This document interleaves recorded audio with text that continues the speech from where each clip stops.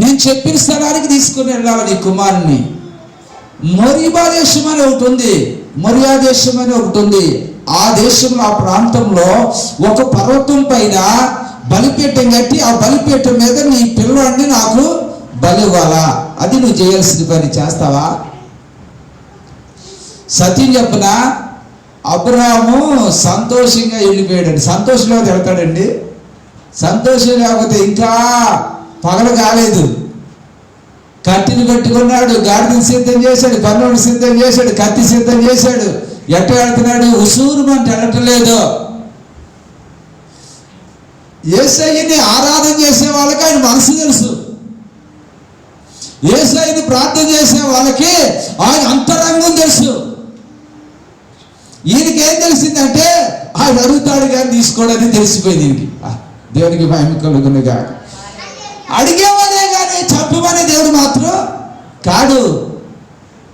ఏమర్థమైంది? నేను ప్రభువైన యేసుక్రీస్తు వారు శరీరధారి ఉండగా నేను బలిని కోరే దేవుడిని నేను పొదలు కూర్చుని భాగంలో మీరు తెలుసుకోండి. బలిని నేను, అది అర్థమైంది. అర్థమైన సంతోషంగా వెళ్తాడా, నీరసంగా వెళ్తాడు, నేర్చుకుంటూ వెళ్తాడా? నేను నా కుమారుని అడిగాడు దేవుడు, నా కుమారుని అడిగి నేర్చుకుంటూ వెళ్తాడండి. నువ్వు నేనైతే ఏడుస్తావు. ఎందుకంటే ఆయన అంతరంగం తెలియనంగా మనకంత ప్రార్థన జీవితం.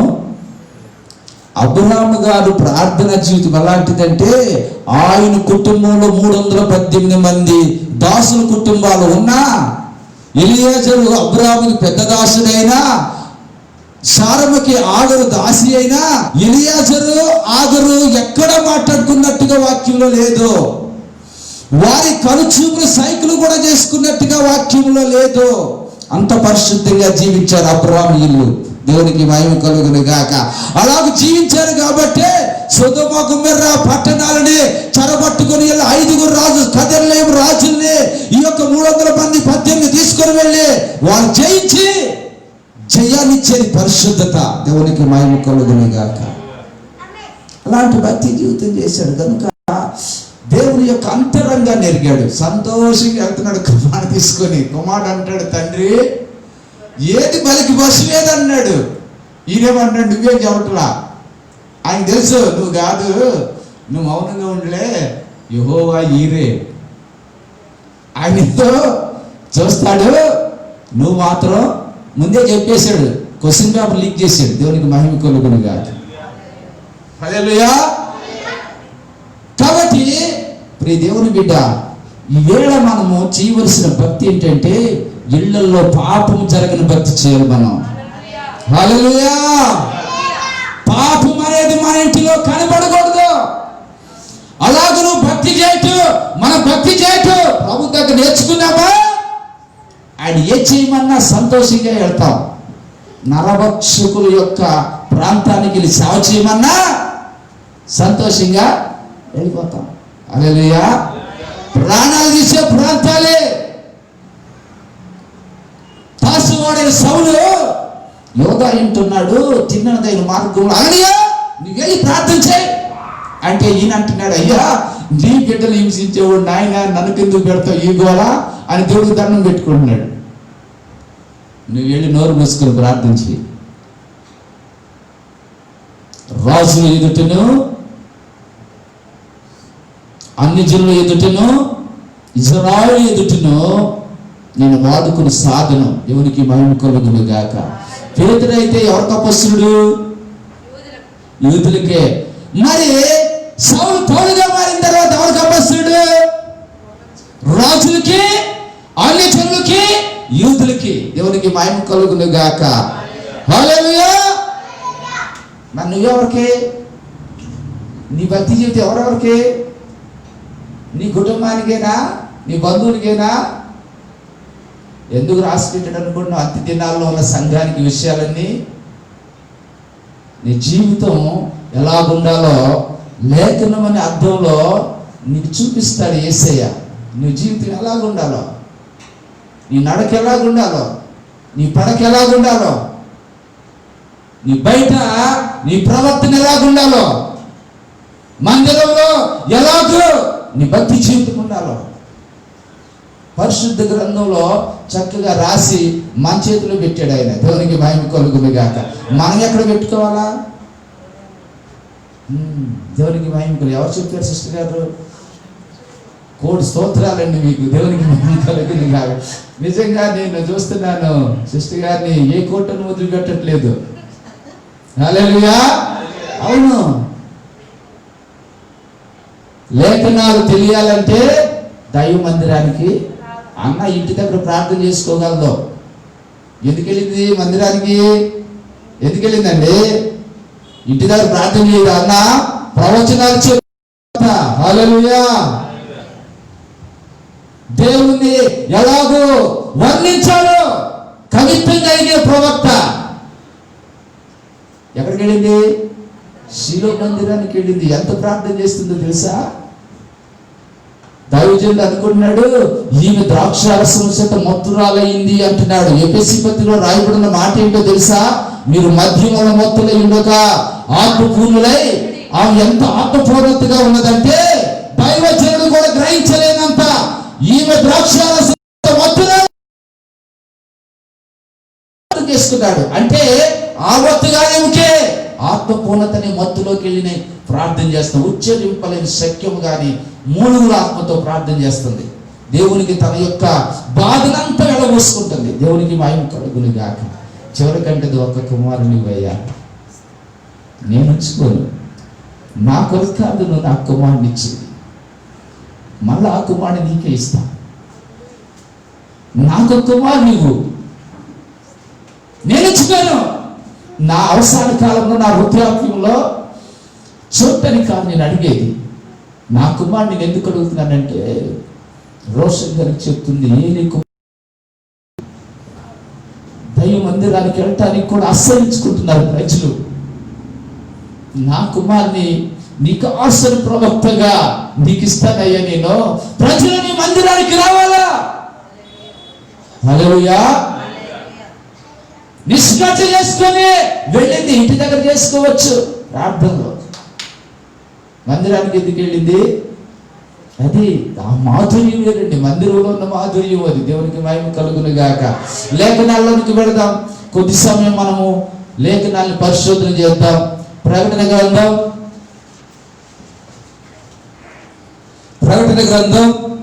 1వ అధ్యాయం 18వ వాక్యం. నేను మొదటి వాడను, కడపటి వాడను, జీవించువాడను, మృతులనైతిని గాని ఇదిగో యుగ యుగములో సజీవుడనై ఉన్నాను. మరియు మరణము యొక్కయు పాతాళ లోకము యొక్కయు తాళము చెవులు నా స్వాధీనంలో.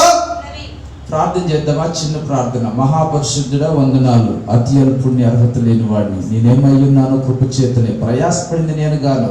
దేవుని కృపయే. బాధ వచ్చినప్పుడు, రోగం వచ్చినప్పుడు, ముళ్ళులాగా నా యొక్క నాయన అంతరంగం నా దేహంలో నన్ను బాధిస్తున్నప్పుడు మొర్రపెట్టిన ప్రభువా మొర్రను మీరు ఆలకించి పౌలుకి నా కృప నీకు చాలును అన్నట్టుగా మా జీవితాలు మీరు చేస్తున్న కార్యాలు బడి స్తుతిస్తున్నాం. ఆయనను ప్రభువా దేవానికి స్తోత్రాలు. నీ సన్నిధానంలో ప్రభువా బ్రతిమలాడుకుంటున్నా. మాట మాత్రమే నువ్వు సెలవిస్తే సమస్తం జరిగినాయి. మాట మాట్లాడటానికి చేతగాని వాడిని అయ్యా. దేవా నోటి మాంద్యం కలిగిన వాడిని, దేవా మాటల యందు ప్రావీణ్యం లేని వాడి ప్రభువా, లేఖనాలు అర్థం కాని వాడిని ఆయన. నువ్వు నోరు తెరిస్తేనే ప్రభువా నీ మర్మాలు వివరించగల శక్తి నీవిస్తేనే వివరించగలను. నాకై నేను ఇది కోరుకున్నది కాదయ్యా. దేవా నువ్వు పిలిస్తేనే వచ్చిన సత్యం మీరు ఎరుగుదురు. దేవానికి స్తోత్రాలు. వాక్కుకు నాయన, ఉపదేశానికి నాయన, వాక్యానికి, నీ క్రియకి, నీ పనికి అడ్డుగా ఉన్న అంధకార వాళ్ళ దురాత్మ శక్తులు నీ అగ్నిజ్వాల మధ్య ఆకాశంలోనే బంది స్థలమంతా దిగ్బంధం ప్రజ్ఞించదు భ్రష్టత అంధకార క్రీస్తు అజ్ఞాన ఆలోచనలు అల్ప విశ్వాసాలు యేసు నామములో కలుగు. నీ అభిషేకం నా మీదకి వచ్చి, మా మీదకి వచ్చి నేను మహింపచ్చుడికి మహింపచ్చు బలపరిచి మహిం పొందమని యేసు పరిశుద్ధ నామమున అడుగుచున్నాను తండ్రి. ఆమేన్. కొంచెం పెద్దగా చెప్పొచ్చు కదండి. మాట్లాడమంటే అప్పుడైతే ఎక్కడి నుంచి అవుతుంది ఆ శబ్దం. ఒక ఆయన నేను ఎస్టీ ఆఫీస్కి వెళ్ళాను. ఆ దేవుడు ఎక్కడ ఉన్నాడండి అసలు అన్నాడు. అంటే దేవుడు నేనున్నాను బాబాయ్ ఆయన రావాలన్నమాట. నేను ఇక్కడే ఉన్నానని ఈయన అనగానే ఆయన వచ్చి అసలు మన పూర్వీకులు ఋషులు అడవులకి వెళ్ళి జుట్టు పెట్టుకొని గోళ్ళు పెంచుకొని అన్నం మానేసి గాలి వేసి ఎంత తంటాలు పడ్డారండి వాళ్ళు. అని ఈ దేవుడు లేడనుగా నేను ఉన్నానని ఎదురుకు వచ్చారనమాట. 40 సంవత్సరాలు గొర్రెలు వేస్తే కానీ మోషే కనపడలా. ఐగుప్తు క్రీస్తు ప్రజలతో నింద అనుభవించడం గొప్ప భాగ్యమని, శ్రమ పట్ట మేలని ఎంచుకొని పరో కుమారుని అనిపించుకోవడం కంటే క్రీస్తు ప్రజలతో శ్రమ అనిపించడం మేలని విశ్వాసాన్ని బట్టి ఐగుప్తు వెండి బంగారాన్ని విడిచిపెట్టి వెళ్ళిపోయాడటండి. వెళ్ళిపోయిన అతనికి 40 సంవత్సరాలు పట్టింది ఆయన కనపడ్డాయి. హల్లెలూయా. అది గొర్రెలు వేసుకుంటే ఐగుప్తులో ఉన్న సకల విద్యలు మాటలు ఎందుకు ప్రావీణ్యం మొత్తం పోయిన తర్వాత అని భాష నేర్చుకున్నాడు. అంతే కదండి, గొర్రెలతో వీడేమంటాడు అంటాడు కదా. ఇక ఆ భాష ఇక మాట్లాడరు అంటాడు. అయ్యా నువ్వు మాట్లాడే దగ్గర నుంచి మాట్లాడరు అని వాడిని నువ్వు పంపవలసిన వాడిని పంపన్నాడు. అంటే దేవుడు లేడనుక నీకు వచ్చి బిడ్డలారా, ఈ ఆన్లైన్ వింటున్న దేవుని ప్రియులారా గమనించండి. దేవుని దగ్గర రావాలంటే నువ్వు ఎంత పరిశుద్ధంగా ఉండాలో, ఎంత నీతియుక్తంగా ఉండాలో. మనుషుని యొక్క నీతి మురికి గుడ్డలు అంటండి. లేఖనం చెప్తుంది దేవునికి మహిమ కలుగును గాక. హల్లెలూయా. దేవుడు ఎక్కడున్నాడో నాకు చెప్పన్నాడు. నేను ఒక క్వశ్చన్ అడుగుతాను నిన్ను, నువ్వు నాకు చెప్పాలను. దేవుడి సంగతి ఎక్కడో ఉన్నాడితే ఆయన నేను నిన్ను అడుగుతా. మన ఇద్దరం ఎదురు వదులున్నాగా కనపడుతున్నాగా. నిన్నో క్వశ్చన్ అడుగుతా. అసలు నీకు మాటలు ఎక్కడి నుంచి వచ్చి చెప్పాను. నువ్వు మాట్లాడుతున్నావుగా, అవి ఎక్కడి నుంచి వచ్చినాయి? మరి నువ్వు ఉన్నావుగా, నీ నోటి నుంచి మాటలు వస్తున్నాయి, నువ్వు చక్కగా అర్థవంతంగా మాట్లాడుతున్నావుగా. ఈ స్వరాలు ఎక్కడి నుంచి వస్తున్నాయి? ఎక్కడి నుంచి వస్తున్నాయండి?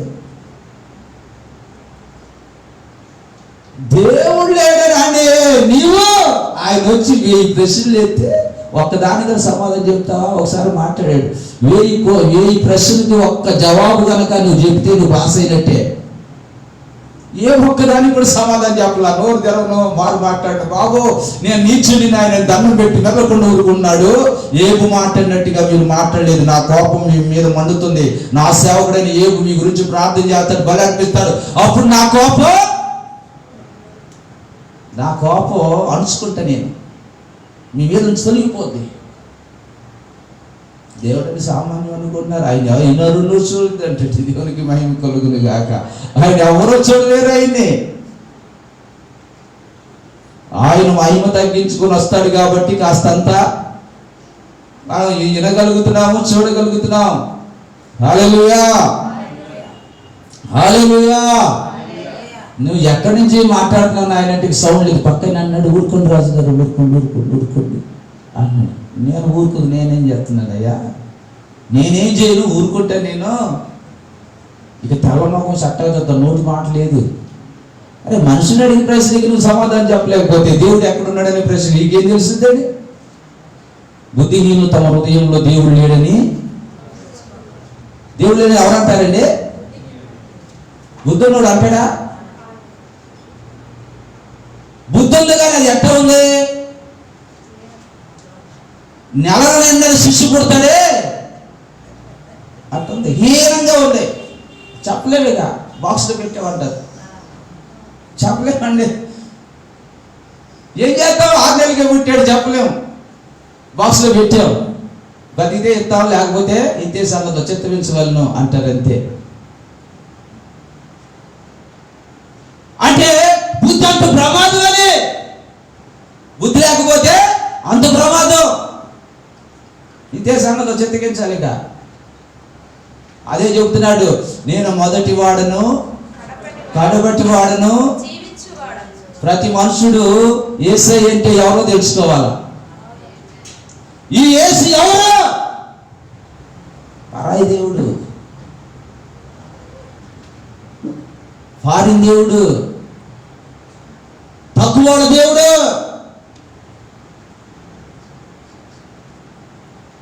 జ్ఞానం లేని మాటలు మాట్లాడొద్దు. ఓ దేశ ప్రజలారా, మానవ జన్మెత్తిన మానవులారా, తక్కువ మాటలు మాట్లాడొద్దు. జ్ఞానం లేని మాటలు మాట్లాడొద్దు. జ్ఞానం ఇచ్చేదే ఆయన, వివేకం ఇచ్చేదే ఆయన. ఐగుప్తు నుంచి బయలుదేరిన తర్వాత సీనాయి అరణ్యంలోకి వచ్చారు. అక్కడ పర్వతం ఉంది. నీతో మాట్లాడతాను రా నాయన అన్నాడు మోషేని. ఈయన వెళ్ళిన తర్వాత చెప్తున్నాడు, ఇదిగో ప్రత్యక్ష గుడారం చూసావుగా, దానిలో నువ్వు మనసును చూసావుగా, దానిపైన కరుణపీఠం చూసావుగా, దానిపైన కెరూబులు రెక్కలింపుకొని ఉంటాం చూసావుగా, దాని తర్వాత నీవు దీపవృక్షం చూసావుగా, సుముకుల బల రొట్టె సుముకుల బల్ల రొట్టెలు పెట్టే బల చూసావుగా, బలిపీఠం చూసావుగా, ఇదిగో సముద్రంతో చూసావుగా, దాని కింద కాళ్ళేంటి 12 వృషభాలు చూసావుగా, అతి పరిశుద్ధ స్థలం, పరిశుద్ధ స్థలం, ఆవరణ చూసావుగా, ఇది ఎట్ట ఉంది, ఆకారం ఎట్ట ఉంది చూసావుగా. బాబు చూసాను ఆయన, ఇప్పుడు ఏం చేయమంటాం అన్నాడు. అట్ట కట్టాల మందిరం అన్నాడు. దేవునికి మహిమ కలుగుతుంది గాక. ఇవిడేమన్నాడు ఆయన మొదటివాడు కడపటివాడు సజీవుడు. ఆయన మందిరం ఎట్టున్నాడా, ఆయన చూపిస్తున్నట్టు కూడా లియస్తుగా కట్టడం కాదు. మీ పితృ పారంపర్యాచారాలు మానేయండి, ఆచారాలు మానేయండి, సాంప్రదాయాలు మానేయండి, అన్ని జనులు వ్యవహరించే వ్యవహారాలని పక్కన పెట్టేసేయండి. యేసయ్య తెలియని జనాంగం ఏ యొక్క సాంప్రదాయాలతో, ఏ నడకలో, ఏ క్రియలో ఉంటున్నారో అవి మీ దగ్గర రానివ్వకండి. నేను చూపించినట్టుగా నువ్వు కడితేనే నా మందిరం అది. అంతేగాని నీ ఇష్టానుసారంగా ఇది దేవుని మందిరం అంటే ఆయన ఒప్పుకోవాలా? ఏమంటే నీ ఇష్టానుసారం డెకరేషన్ చేసి మనుషులు ఆకర్షించేటట్టుగా డెకరేట్ చేస్తే ఆయన మందిరం అంటే ఆయన ఒప్పుకోవాలా? ఆయన మందిరం అంటే ఎలాగుండాలి, ఆకారం ఏంటి, దాని వెడల్పు ఏంటి, దాని పొడుగు ఏంటి, దానిలో ఉండవలసిన ఏంటవి, ఇవన్నీ చెప్పిన తర్వాత నాయన ఏళ్ళు ఐగుప్తులో ఇటుకలు రాళ్ళు చేసుకొని అరుసులు దొక్కుని దాన్ని అగ్నిలో కాల్చి ఏళ్ళు బరువు మోసిన వాళ్ళు అయ్యా, అసలు అజ్ఞానం లేదు, ఆ జ్ఞానం లేదు, ఎట్లాగైనా మందిరం కట్టేది ఏంటంటే ఊరు మనవడు ఊరు కుమారుడైన బెసలేకి జ్ఞాన విద్య వివేకము కలిగిన హృదయాన్ని నేను ఇచ్చా. ఎవరికి ఇచ్చాను? వెండి బంగారంతో ఇత్తడితో సమస్తమైన వస్తువులతో తయారు చేసే జ్ఞాన విద్య వివేకము కలిగిన హృదయాన్ని నేను ఇచ్చా. చేయమంటాడు, ఎటా చేయాలో చెప్తాడు, ఆ పని చేయడానికి ఆయనే జ్ఞానం ఇస్తాడు. దేవునికి మహిమ కలుగును గాక. ఆయన మొదటివాడు కడపటివాడు జీవించేవాడు. దేవునికి మహిమ కలుగును గాక. ఊరికి వదిలిపెట్టాడు, పిలిచినాడు, పిలిచాడు కనుక నా పని అయిపోయింది అనుకునే దేవుడు కాదు. నీతో చెప్పింది నెరవేర్చే వరకు నిన్ను వదలడు. హల్లెలూయా. నువ్వు వదిలిపెట్టిన ఆయన వదలడు. గుమ్మం దగ్గర కూర్చొని తలుపు తడుతూనే ఉంటాడు. నువ్వు వద్దంటావు, అయ్యా నువ్వు నాకు వద్దంటావు, అయ్యా నేను కాసేపు నిద్రపోవాలి మంచి వ్యక్తానంటావు, ఆయన ఇచ్చిన అలంకారం అంతా పక్కన పెట్టి సర్వచోదం సంగతి అంటావు, కానీ ఆయన తలుపు తడుతూనే ఉంటాడు. నిన్ను విడువడు. యెహోషువ అన్నాడు, యెహోషువ నిన్ను విడువను,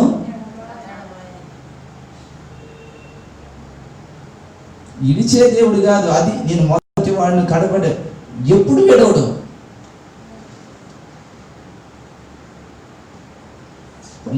ఇర్మియా అంటాడు దేవుడు, ఇర్మియా తల్లి గర్భంలో రూపొంది మునిపోయే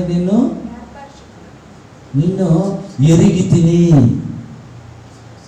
దాని అర్థం ఎక్కడ తెలుస్తుంది తెలుసా? తల్లి గర్భంలో రూపొందించబడక మునిపే అనే ఆ మాటకి అర్థం ఎక్కడ తెలుస్తుందో తెలుసా? ఎపిఎస్సి పత్రికలో తెలుస్తుంది. మీరు అనుకుంటారు ఇర్మియా ఒక్కడనే అట్ట ఎరిగింది అనుకున్నారు కదా. ఇప్పుడు వరకు అట్టగా అనుకున్నారు మీరు. ఇర్మియా గ్రంథం 1వ అధ్యాయం 5వ వాక్యంలో ఇలాగ అనుకుంటారు మీరు. నేను అనుకోలేదని అన్నవాడు స్తోత్రం చెప్పండి. ఇర్మియా అన్నాడు కానీ నాతో అన్నాడా అనుకున్న వాళ్ళు అంత స్తోత్రం చెప్పండి. మీరు చాలా జ్ఞానులు అయితే, దేవునికి మహిమ కలుగును గాక.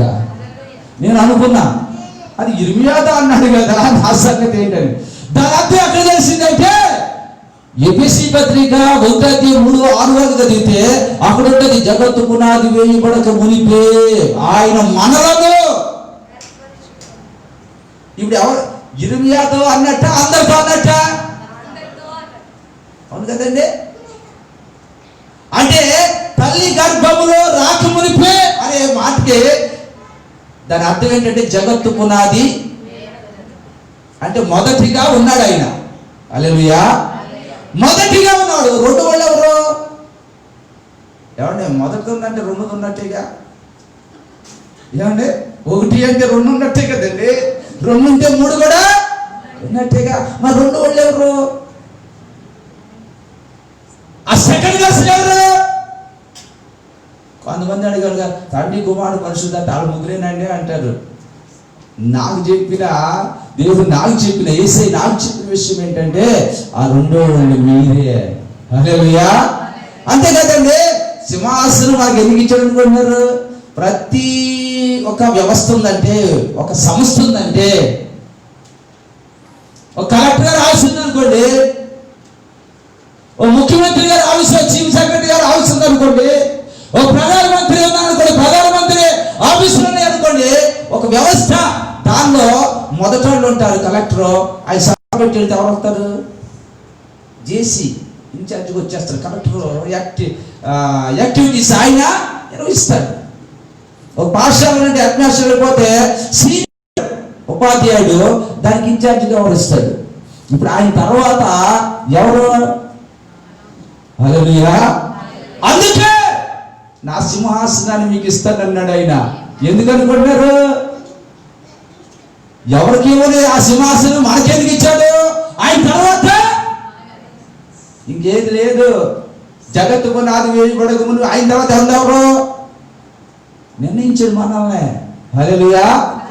ఇప్పటి వరకు పుట్టిన మనుషుడు, ఇక పుట్టబోతున్నవాడు, ఇప్పుడు పుట్టినోడు, ఇవాళ పుట్టినోడు కూడా ఎప్పుడు నిర్ణయించాడు వాళ్ళని? జగత్తు పునాది. ఆ రెండో సెకండ్ పర్సన్ మన.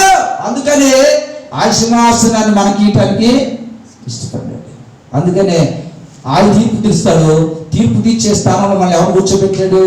పేతురు గారు అడిగాడు, అయ్యా మేము అసలు మా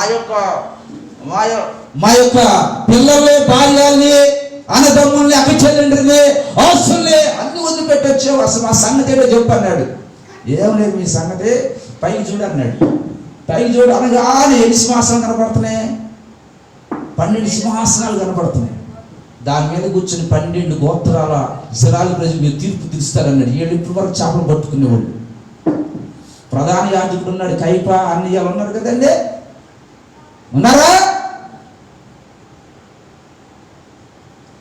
మోషే, యోషువ వీళ్ళందరూ ఉన్నారా? పెద్దలు ఉన్నారా? ఇశ్రాయేలు ప్రజలకు పెద్దలు ఉన్నారా? 70 మంది. అక్కడి నుంచి వీళ్ళందరికీ తీర్పు తీర్చేది ఎవరు అనుకుంటున్నారు? మీరే. వీళ్ళు చేపలు పట్టుకునేవాడు. ఎందుకు ఆ స్థాయి వచ్చిందంటే జగత్తు పునాది వేయబడక మునుపు నిర్ణయించాడు.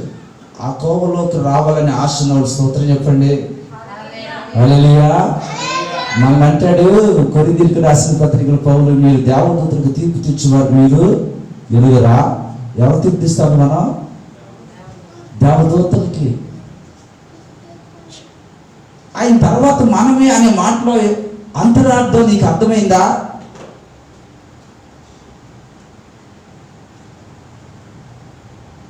నా అంతరాంగం మైమర్చిపోతుందని ఈ మాటలు ఏంటంటే, మరి మీకు ఎట్ట ఉందో నాకు అర్థం కావట్లేదు, కానీ నా అంతరంగం మైమర్చిపోతుంది.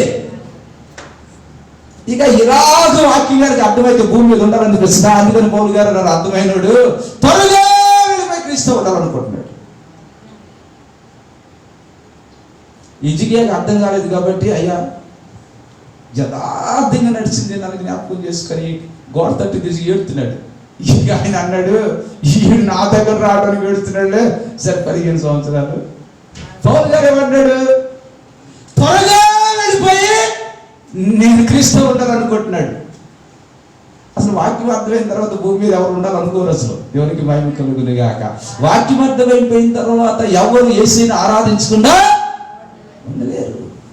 నేను మొదటి వాడను, కడపటి వాడను. తర్వాత ఏం చదువమ్మా, నేను ముగించిపోతున్నా. కాగాలు చూచిన వాటిని ఉన్న వాటిని కలగబో వాటిని అనగా కుడి చేతిలో అమ్మా మనము సజీవుడినై ఉన్నాను మరియు అనే మాట చదవాలమ్మా. అప్పటి వరకు మనం ధ్యానం చేసింది మరియు అనే మాట చదువు. మరియు మరణము యొక్కయు పాతాళ లోకము యొక్కయు ఏ తాళా చెవులు ఉన్నాయి అంటండి. ఒక మనుషుడు బ్రతకాలంటే ఎవరి స్వాధీనంలో ఉంది? ఇది అర్థమైన వాళ్ళు ఎక్కడికి వస్తారండి? అందరూ ఇది అర్థమైన వాళ్ళు ఎక్కడికి వస్తారు చెప్పండి?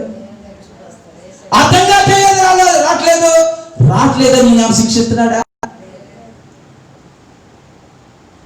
20 దర్శనం చూస్తున్నాడు. ఆకాశంలో కన్ను ఉందంట. ఆ కన్ను వెంట కన్నీరు గారుతూనే ఉందంట. అర్థం కాకపోతే ఉపాధ్యాయుడు ఏం చేస్తాడంటే ముందు చెప్తాడు, తర్వాత గట్టిగా చెబుతాడు, తర్వాత బెత్తం పట్టుకుంటాడు. ఈయన ఇప్పటి వరకు ఏం చేస్తున్నాడు? కన్నీరు కరుస్తూనే ఉన్నాడు. మరణం యొక్క తాళపు చెవి ఎవరి దగ్గర ఉంది? ఇప్పుడు ఇది అర్థం కాక ప్రజలు తలడిల్లిపోతున్నారు. నేను కరోనా బాగున్న టైంలో జ్వరం వచ్చింది. జ్వరం వస్తే మామూలుగా రాలేదు. ఇప్పుడు కనుక నేను కనుక బయట పడితే నన్ను ఎక్కడ తీసుకొస్తారు? ఏ గవర్నమెంట్ హాస్పిటల్లో పడేస్తారు. ఎక్కడ పడేస్తారో అడ్రస్ కూడా చెప్పరు ఇంటో. నేనేం చేసి నాకు తెలిసిన ఆ డాక్టర్స్ ఫోన్ చేస్తే వాళ్ళు అంటున్నారు పొరపాటు ట్యాబ్లెట్ చెప్పమంటారు. యూట్యూబ్లో చూసి ట్యాబ్లెట్ చూసుకొని తెలిసిన మందుల షాప్కి వెళ్ళి మెడికల్ షాప్కి వెళ్ళి అవి తెచ్చుకొని ఆ మందులు వేసుకుంటూ అలాగూ సాగుతుంటే జ్వరం తగ్గింది మొత్తానికి దేవుని దయ వల్ల. ఇప్పుడు నా పరిస్థితి ఏంటంటే కరోనా అయితే ఇక మరణమే కదండి ఇంట్లో ఉంటే. ఇది అనుకున్నట్టుగానే ఒక రాత్రి అట్లా ముందులేసుకొని కొద్దిగా ఇడ్లీ తిని పడుకున్నాడానికి నేను బెడ్రూమ్లోకి వెళ్ళి పడుకోబోతున్నా. ఇక ఊపిరాడట్లా ఊపిరాడకపోతే ఇక నేనేం చెప్తున్నానంటే బెడ్రూమ్ లోకి, వరండాలోకి, వంటగదిలోకి ఏసు రక్తమే అని తిరుగుతున్నాయి. ఎన్ని తిరిగి నేను అన్నరే తెల్లారు 12 గంటలకు మొదలైంది, 2:30 వరకు తిరుగుతూనే ఉన్నా. ఏసు రక్తమే ఈ లోపు అందరికి ఫోన్ చేసింది మా ఇంట్లో ఆవిడ. మిగతా డబ్బులు వీళ్ళు ప్రార్థన చేయకపోయినా సరే ఆ టైంలో మాత్రం మన యాకోబు లాంటి వాళ్ళు అన్నమాట. అవసరమైతే ప్రార్థన చేస్తాడు ఆయన. దేవునికి మహిమ కలుగును గాక. 400 మంది వస్తున్నాడు మీ అని అంటే ఆవిడ మాత్రం ఎత్తాడు యాకోబు రేవు దగ్గర. ఇక దేవుడు వచ్చేదాకా అవసరమే. ఇక అందరూ వాళ్ళు అక్కడ ప్రార్థన చేస్తారు, ఇళ్లలో చేస్తున్నారు. వాళ్ళు ఎంత చేస్తారు, గంటన్నర చేసి అమ్మా నేను చేస్తాను అమ్మా ఇక నేను ఫోన్లో వినపడుతుంది, ఇక నేను తర్వాత చేస్తాను. ఆయనకి నిద్ర వచ్చింది, అయ్యగారికి కూడా ఆయన నిద్ర వచ్చింది కానీ నా బాధ పోలా. మనం యొక్క ఎవరు ఉంది? యేసయ్య. ఇప్పుడు నేనేం చేస్తున్నాను? నాకు అర్థమైందిగా. ఇక యేసు రక్తమే చేయమనుకుంటూ తిరుగుతున్నారు. 2:30 అనుకుంటా కాస్త అంటాం ఊపిరందినట్టుగా తగ్గినట్టుగా ఇచ్చి నిద్ర వచ్చింది, పండుకున్నా. ఈవేళ మీ ముందు నిల్చున్నా. హల్లెలూయా. దేవుని వాక్యం అర్థమైతే ప్రపంచం యేసయ్యనే ఆరాధన చేస్తుంది, ఎవరినే ఆరాధన చేయదు. ఈ మాట చెప్పడానికి దమ్ముండాలా. నీ దేవుడే గొప్ప నీ మీదకి వస్తే అవును నా దేవుడే గొప్ప ఏమైనా. అందుకేది కదా 12 అపోస్తలులు కూడాను ఏమైపోయారు? ప్రాణాలకి. మీరు ఆయన హత్య చేశారు, దేవుడు ఆయన లేపాడు, అంతే వాళ్ళు చెప్పింది. దేవుడు యేసుని లేపి ఆయనకి శక్తి, బలం, అధికారం ఇచ్చాడు ఆయనకి.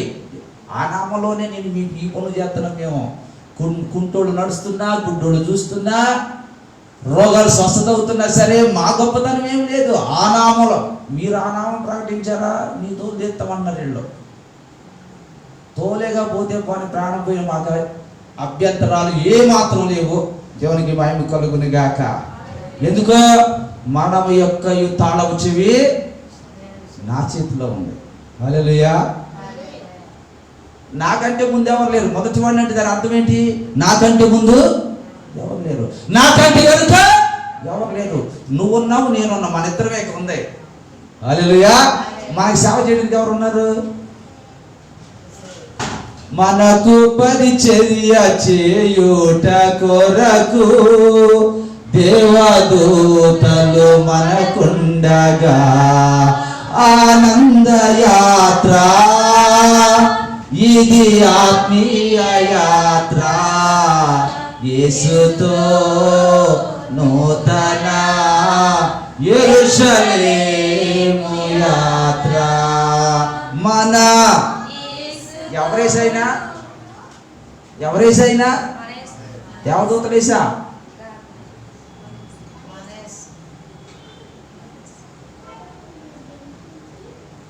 లేకపోతే జంతువులు వేసా? మన యేసు, మానవ జాతి యేసు. దేవునికి మహిమ కలుగును గాక. మానవ జాతి రక్షకుడు ఆయనే.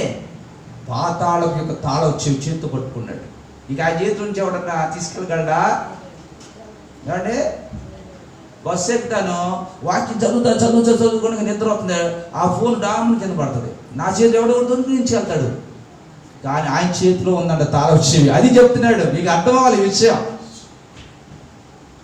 నీ జీవితం నీ చేతుల్లో ఉంటే జారిపోద్ది. ఎవరి చేతుల్లో ఉన్నారా? నా చేతి నుంచి మిమ్మల్ని ఎవరు దొంగిలించగలరు? నా చేతుల నుంచి మీరు మిమ్మల్ని, అంటే మనల్ని దొంగిలించి కూడా ఉన్నాడు. అది దాని అర్థం. మరణము యొక్క తాళపు చెవి నా చేతిలో ఉంది గనుక భయపడకు. హల్లెలూయా, హల్లెలూయా. ఇప్పుడు యోహాను గారు పద్మాసు దీపంలో ఒంటరిగా ఉన్నాడు. ఆయనకు వంట చేసే సరుకు లేదు అక్కడ. ఆయనతో మాట్లాడే స్నేహం అసలే లేదు. ఇప్పుడు ఆయన ధైర్యపరచాలి యేసయ్య.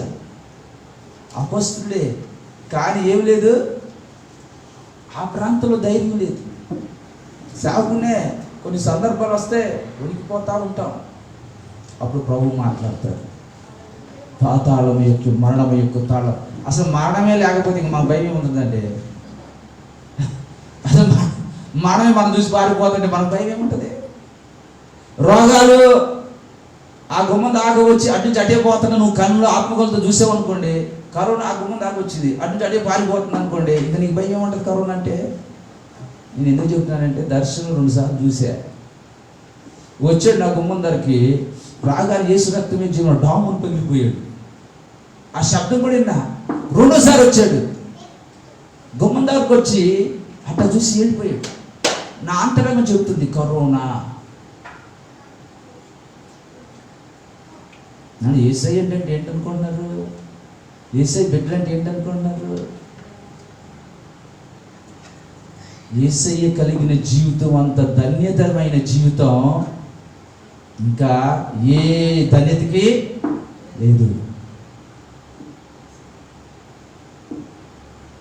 వాక్యమును యాకోబుకు తెలియజేసిన వాడని ఎవరు తెలియజేశాడు? మోసగాడు.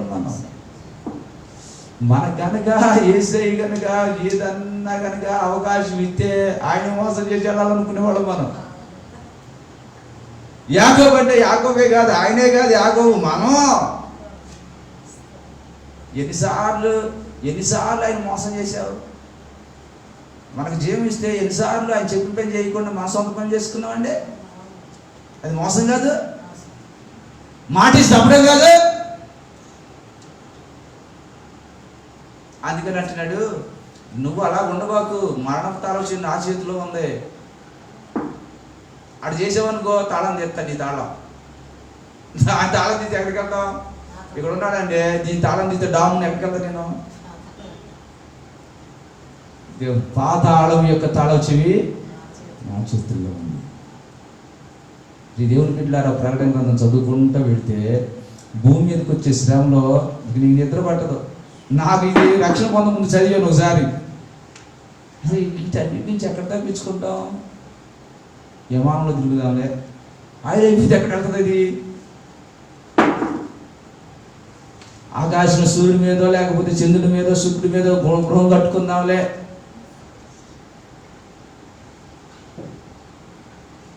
ఉపాధ్యాయ గ్రంథంలో ఉంది, మొట్టమొదటిగా అక్కడి నుంచే నేను తోస్తానంట, ముందు భూమికి కాదంట. అక్కడ వీళ్ళ తెలియగల కొంతమంది అక్కడ ఇల్లు కట్టుకుని ఉంటారంట, భూమి నాశనం అయిపోతే మనం అప్పుడు జాగ్రత్తగా ఉంటామని. ఆయన ఏమన్నాడండి, మొట్టమొదటి మిమ్మల్ని కింద కూడా తోస్తానండి. అక్కడి నుంచి వస్తే ఎక్కడ పడతారంటే వీళ్ళు భూమి మీద పడతారంట. అప్పుడు నాకు 10 ఏళ్ల క్రితమే నాకు పేపర్లో చదివే నేను, చంద్రమండలంలో ఫ్లాట్లు అయితే కోటీశ్వరులు కొన్నారని. అప్పుడుగా అసలు ఆ ఫ్లాట్ చూడాలి ఏమి చూడాలి, అప్పుడే కాగితం మీద చూసి చాలా మంది రియల్ ఎస్టేట్ వాళ్ళు కాగితాల మీద వేస్తారు ప్లాన్లు. అది చూసుకొని ఎంతమంది మోసపోయారో అందరిని అంటలా నేను. దేవునికి మహిమ కలుగును గాక. హల్లెలూయా. కాబట్టి ఈవేళ మనం గ్రహించవలసింది ఏంటంటే, యేసయ్య తర్వాత మనమే, కాబట్టి ఆయనలాగా మనం ఉండాలి. హల్లెలూయా. ఇప్పుడు ఏం చేస్తావో ప్రార్థన చెయ్యి, ప్రార్థన చెయ్యి. ఇప్పుడు ఏం చేయాలి ప్రభువా? నేను ప్రార్థన చేసుకుందాం. మహాపరిశుద్ధుడా వందనాలు. మొదటివాడు కడపటివాడు జీవించేవాడని మాట్లాడే దేవుడు కనుక ఈ తర్వాత మేమేనని మీరు మాట్లాడారు లేఖనాల ద్వారా. నేను ఎలాగున్నా నీవు కూడా అలాగుండాలా. నేను పరిశుద్ధులు కనుక నీవును నీ సమస్త ప్రవర్తన ఎందుకు పరిశుద్ధులు ఉండమన్నావు ప్రభువా. విశేషమైన జ్ఞానంతో అందరిని నింపండి. విశ్వసించుకోవారికి మాదిరిగా పౌలుగాని చేసినట్లుగా మమ్మల్ని చేయండి. ఆ దీర్ఘశాంతము, ఆనందము, అబ్రాహాము చేసిన ఆ భక్తి జీవితము, కొడుకుని బలిమ్మంటే ప్రభువా సంతోషంగా వెళ్ళిపోయిన జీవితం, నువ్వు ఏది అడిగినా సరే ఎక్కడ సంకోచించని అంతరంగం, ఆ మనస్సు సిద్ధపాటు మాకు అనుగ్రహించమని వేడుకుంటున్నాను. ప్రజలందరినీ మీరు అలాగూ దీవించండి. నేను వెండి అడిగేనా, బంగారం అడిగేనా, ధనం అడిగేనా ప్రభువా, ఈ చిత్తం ఎరుగుట మాకు తెలియచేయమని అడిగాను. నీ అడుగుల్లో అడుగులు వేసి బ్రతుకుంటూ అడిగేదయ్యా. నీలాగా బ్రతకాలని ఆశ కలిగి అడిగేదయ్యా.